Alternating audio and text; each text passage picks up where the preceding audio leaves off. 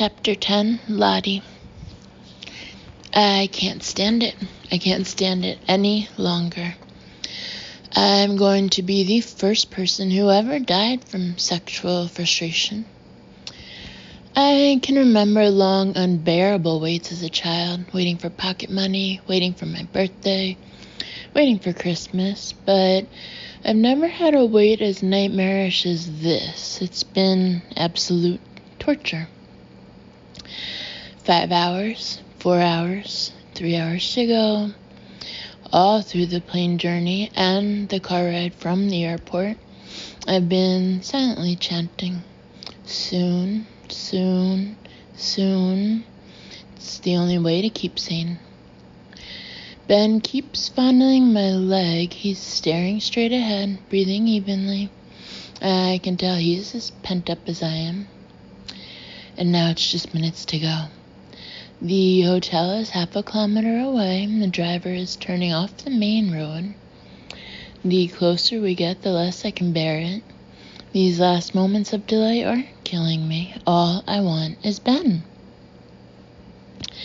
I'm trying to look around and show an interest in our surroundings, but it's only road and scrubby hills and garish billboards for Greek drinks with unfamiliar names.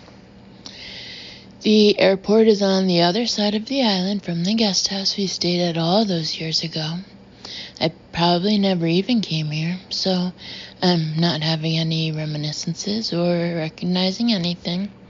I'm just feeling desperate.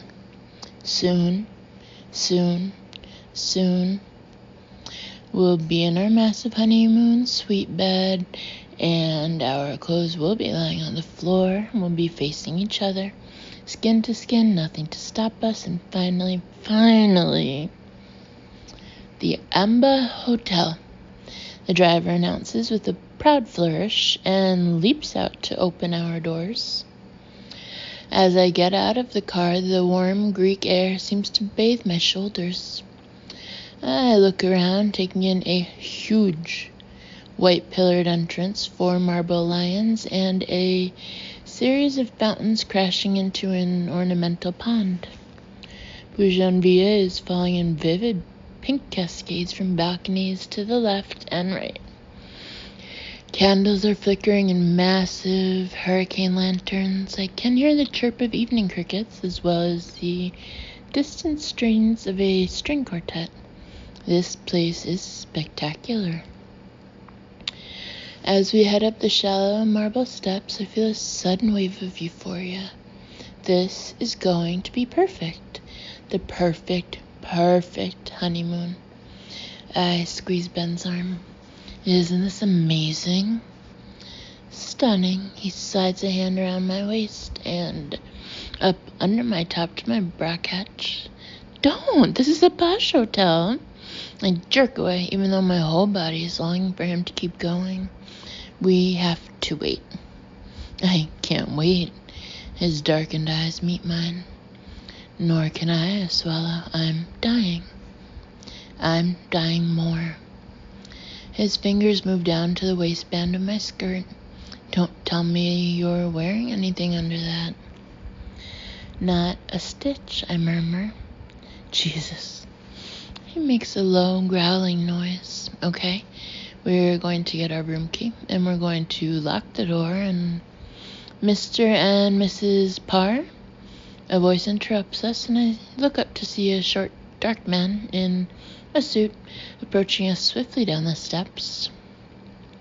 His shoes are very shiny, and as he gets nearer, I see a badge that reads Nico Demetriou, VIP manager.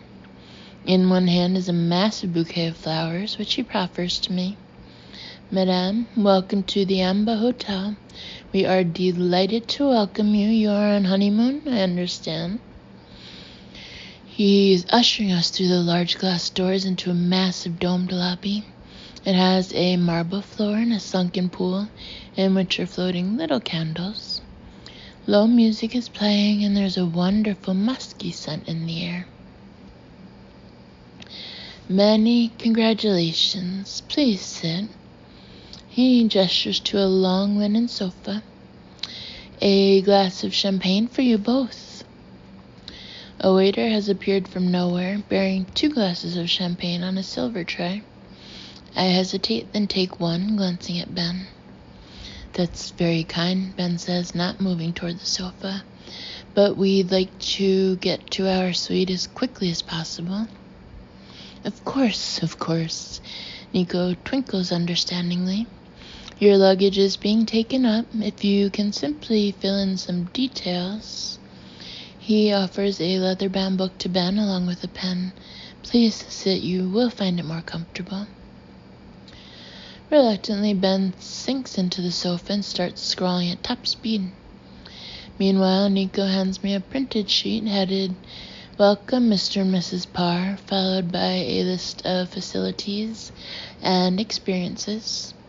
I run my eyes over the list, which is pretty awesome. Guided snorkeling and champagne picnic. Day trip on the hotel's 60-foot yacht. Dinner cooked by a private chef on your terrace. Starlight aromatherapy couples massage. We are delighted to present our superlative honeymoon experience. Nico beams at me. You will be attended by a private 24-hour butler.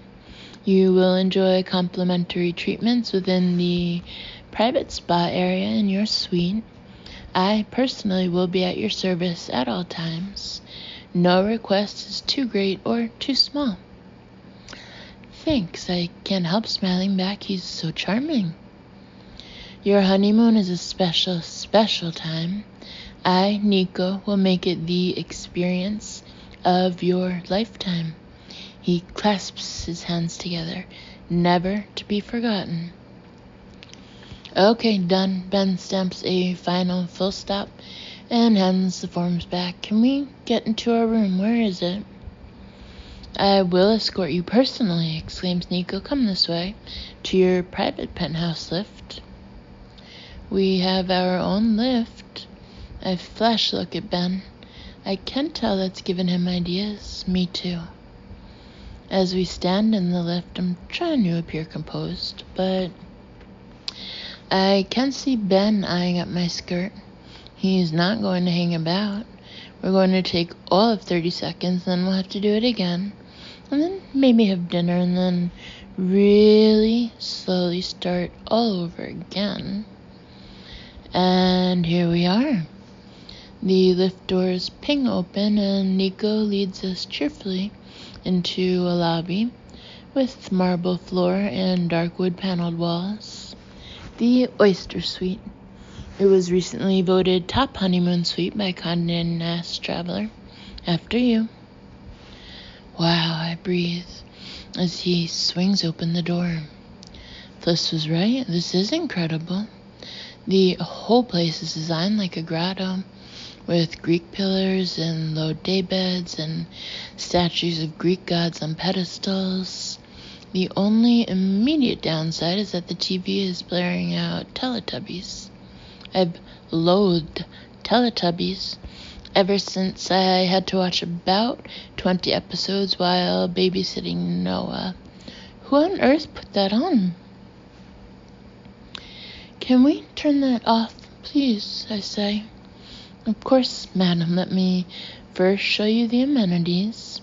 As well as the lift entrance, there is a dedicated front door.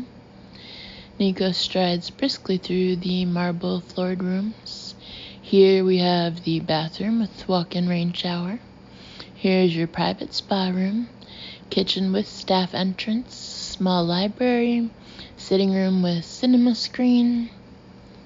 I'm trying to look interested as he demonstrates how to use the DVD player, but my head is fuzzy with desire. We're here. We're actually here in our honeymoon suite on our wedding night, and as soon as this guy finishes his spiel and leaves, in a matter of seconds maybe, Ben will be ripping off my skirt and I'll be ripping off his shirt, and oh gosh, I can't wait a moment longer. The minibar is situated within this cabinet and works by electronic sensor. I manage a polite nod. but my whole body is pulsing with lust. I don't care how the bloody minibar works. Just stop talking and leave us alone to have sex. And through here is the bedroom. Nico swings open a door. I take an expectant step forward, then stop in dismay.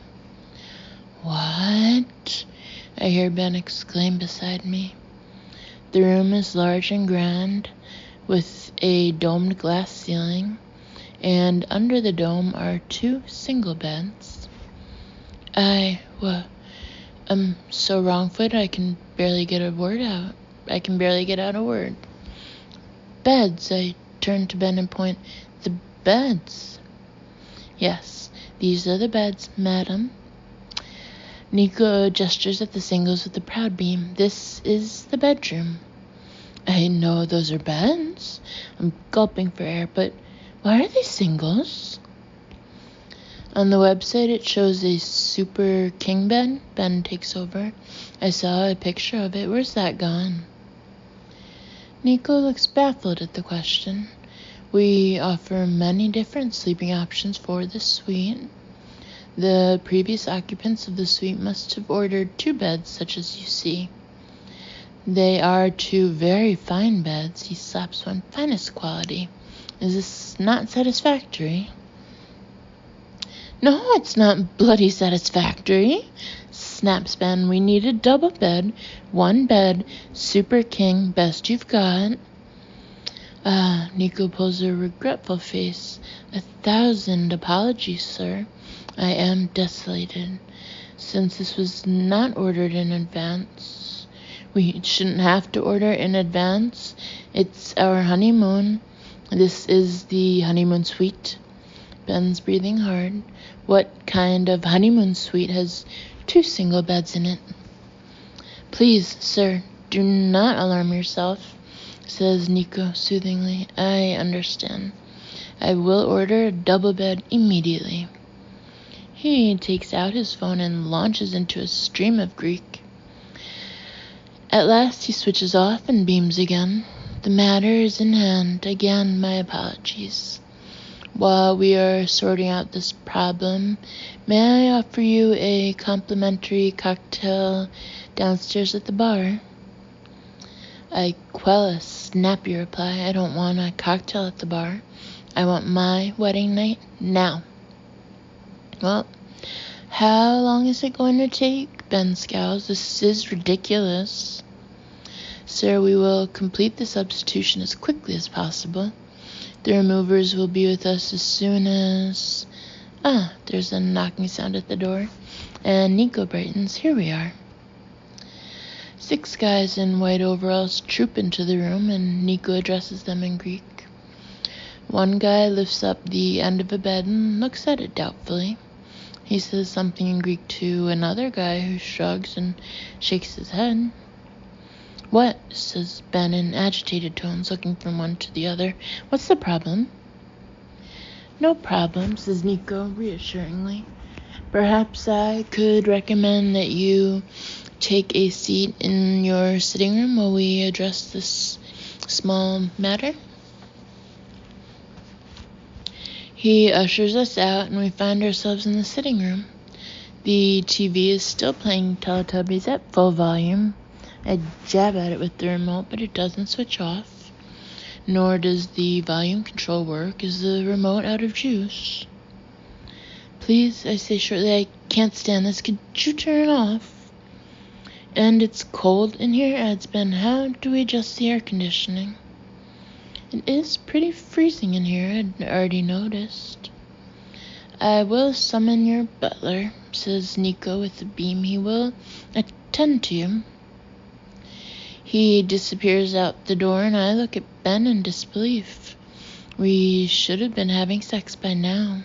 We should have been having the hottest time of our life, not sitting on a sofa with Time for Tubby Bye-Bye blaring at us in a sub-zero room with 6 workmen next door. Come on, says Ben suddenly, the library. That's got a sofa. He hustles me in there and shuts the door. There are shelves of fake-looking books and a desk with hotel writing paper and a chaise lounge upholstered in heavy brown linen. Ben shuts the door and faces me. "Oh my gosh," he exhales incredulously. "Oh my gosh," I echo. "Insane." We both draw a breath, and then it's as if the starting pistol has been fired for the most erogenous zones in a minute contest. He's all over me. I'm all over him. His hands are everywhere. My bra is unhooked, my top is ripped off, and I'm unbuttoning his shirt. His skin is so warm, so delicious, I want to savor him for a bit. But Ben's already looking purposefully around the room. "Sofa," he pants, "or desk?" "Don't care," I manage. I can't wait any longer. What if they hear? They won't hear. He's unhooking my skirt. I'm almost popping. At last, at last, at last. Yes, yes. "Sir, madam." There's a rapping at the door. "Sir, madam, Mr. Parr." "What?" "No," I whimper. "No." "What the fuck?" Ben looks livid. "Hello?" He raises his voice. "We're busy. Come back in 10. "I have a gift from the management," comes a voice through the door. "Fresh cookies. Where would you like me to put it?" "Anywhere," Ben calls back impatiently. "Don't care." "Please, sir, could you kindly sign for the gift?" I think Ben might explode. For a moment, neither of us speaks. "Sir," the rapping comes again. "Can you hear me? I have here fresh cookies, courtesy of the management." "Just sign quickly," I mutter, "then we'll come back in here." Jesus Christ. I know. We're both trying to tidy ourselves up a bit. Ben buttons up his shirt and takes a few deep breaths. "Think about tax returns," I suggest helpfully. "Okay, let's get these bloody cookies." Ben swings open the library door to reveal an elderly man in a smart gray braided jacket, holding a silver salver with a dome on it. "Welcome to the Ambo Hotel, Mr. and Mrs. Parr," he says with grave dignity. "I am your personal butler, Georgios, at your service any time of day. I present some fresh cookies courtesy of the management." "Thank you," says Ben curtly. "Put them anywhere." He scribbles on the pad that the butler is holding out. "Thank you, sir." Georgios places the silver salver on a coffee table. "My colleague will be here presently with the juice." "Juice?" Ben stares at him. "What juice?" "Fresh juice, courtesy of the management," Georgios says, "to accompany the cookies. My assistant butler, Hermes, will bring it directly. If you need more ice, you call for me." He hands Ben a card. "Here's my number, at your service." Ben is breathing hard. "Listen," he says. "We don't want any juice. Cancel the juice. We want a little privacy, okay?" "I understand," says Georgios at once. "Privacy, of course." He nods solemnly. "This is your honeymoon, and you wish for privacy. This is a special time for a man and a woman." "Precisely." Ben's voice is cut off as an almighty banging noise starts. What the hell? We both hurry into the sitting room. A guy in white overalls is standing at the door to the bedroom, having an altercation with someone in the room. Nico comes hurrying over, wringing his hands anxiously. "Mr. and Mrs. Parr, my apologies for this dreadful noise." "What's going on?" Ben's eyes are wild and starey. "What's that hammering sound?" "There is a small problem with the removal of the beds," Nico replies placatingly. "Very, very small." Another man in white overalls appears round the side of the door, a massive hammer in his hand. He shakes his head ominously at Nico. What's that? Demands Ben. What's he shaking his head for? Have you switched the beds yet? And can you please do something about that TV? I chime in with a wince. It's unbearable. Every time there's a pause in the banging, the Teletubbies blare out. Is it my imagination, or are they even louder than before? Sir, madam, my humblest of apologies. We are working on the bed with all haste. And as for the TV, Nico is holding a remote which he jabs at the wall. Immediately the volume doubles. No! I clap my hands to my ears. Too loud. Wrong way. Apologies, shouts Nico over the racket. I try again. He zaps the remote several times, but nothing happens. He bangs it against his head and shakes it. It has jammed, he says in tones of astonishment. I call an engineer. Excuse me. Another man in a braided jacket has appeared out of nowhere. The door was open. I have here some fresh juice, courtesy of the management. Madam, where would you like me to place the juice?